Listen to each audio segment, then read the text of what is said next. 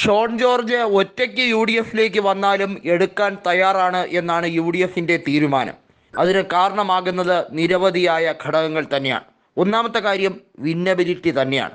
Sean ജോർജിന് വലിയ രീതിയിലുള്ള സ്വീകാര്യത പൂഞ്ഞാറ്റിൽ ഉണ്ട്. അദ്ദേഹം ജില്ലാ പഞ്ചായത്ത് തെരഞ്ഞെടുപ്പിൽ റെക്കോർഡ് ഭൂരിപക്ഷത്തിലാണ് കഴിഞ്ഞ തവണ വിജയിച്ചത്. അതുമാത്രമല്ല, അദ്ദേഹം നടത്തുന്ന പൊതുപ്രവർത്തനം ഉൾപ്പെടെയുള്ള കാര്യങ്ങൾ പാർട്ടിക്ക് അതീതമായി തന്നെ അദ്ദേഹത്തിന് സ്വാംശീകരിക്കാൻ കഴിയുന്ന വോട്ട് ഷെയർ, ഇതെല്ലാമാണ് അവിടെ കണക്കിലാക്കുന്നത്. PC ജോർജിന് പക്ഷേ ഒരിക്കലും അത് കഴിയില്ല.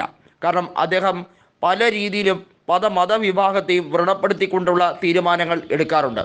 അതുമാത്രമല്ല കാര്യം, PC ജോർജ് പറയുന്ന ചില കാര്യങ്ങൾ അതിനകത്ത് വർഗീയത കലർന്ന രീതിയിൽ പല വിദ്വേഷ പ്രസംഗം നടത്തുന്നത് വഴി ഏത് മുന്നണിയിലാണോ നിൽക്കുന്ന ആ മുന്നണിക്ക് വലിയ തലവേദന മാത്രമാണ് PC ജോർജ് സൃഷ്ടിച്ചിട്ടുള്ളത്.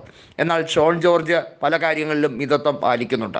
അപ്പൻ്റെ ശൈലിയാണ് പലപ്പോഴും പിന്തുടരുന്നത് എന്നൊക്കെ ചിലരെങ്കിലും പറയുമെങ്കിലും ഷോൺ ജോർജ് അത്ര പ്രശ്നക്കാരനായി UDF കരുതുന്നില്ല.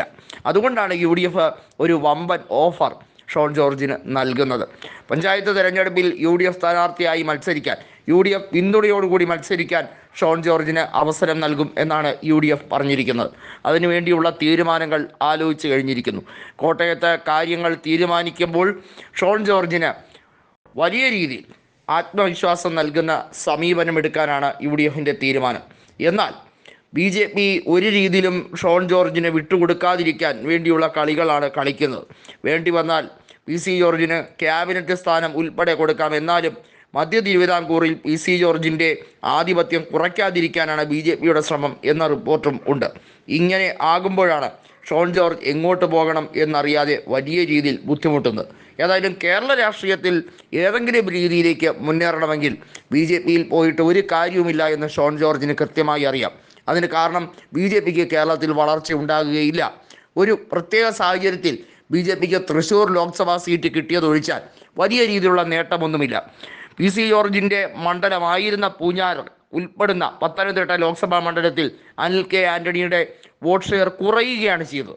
കഴിഞ്ഞ തവണ K. സുരേന്ദ്രൻ ലഭിച്ച വോട്ട് അതുപോലും നിലനിർത്താൻ അനിൽ K. ആൻ്റണിക്ക് കഴിഞ്ഞില്ല എന്നുള്ളത് വളരെ കൃത്യമായ നിലപാടിൻ്റെ ഒരു സൂചകം തന്നെയാണ്. അതുമാത്രമല്ല, PC ജോർജിൻ്റെ മകൻ എന്നുള്ള ലേബലിൽ മത്സരിച്ചാൽ തീർച്ചയായും വലിയ പരാജയമായിരിക്കും.